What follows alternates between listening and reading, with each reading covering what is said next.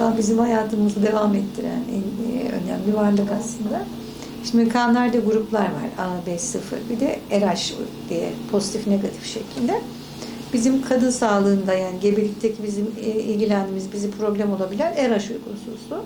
Diğerleri A, B, 0 uygunsuzluğu bazen sarılık olabiliyor ama o gebelikte onu takip etmiyoruz. Doğumdan sonra gerekirse doktor ona yönelik tedavi yapıyor.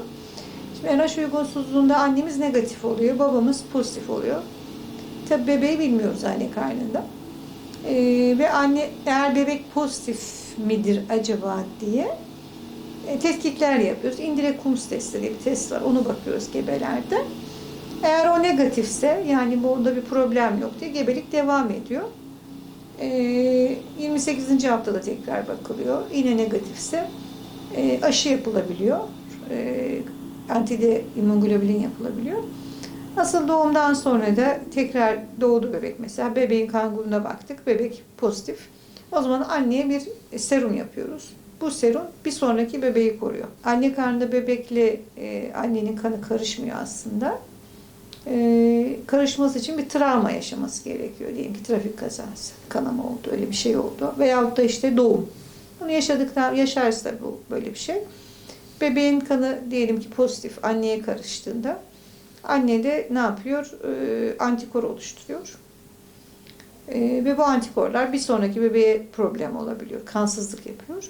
Biz bu serumu verdiğimizde oluşan antikorları yok ediyoruz. Ve bir sonraki bebeği hani korumayı planlıyoruz aslında. Temel şeyimiz bu.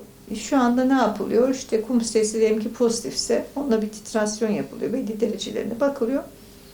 Ve anne karnında bebeğin kanı değişebiliyor. Ve erken doğuma alınabiliyor. Doğumdan sonra nasıl uğraşıyoruz? Sarılıkla uğraşıyoruz.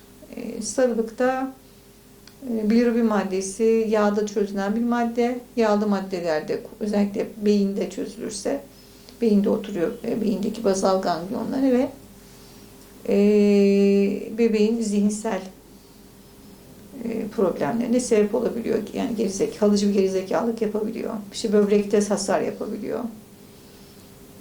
Onun için o ilk bir ay bebeği iyi takip etmek gerekiyor. Bilirubin seviyesi, kan seviyesi. Bizim mesela şey yaparlar işte sarı giydirirler, sarı şey yaparlar sarılık olması diye.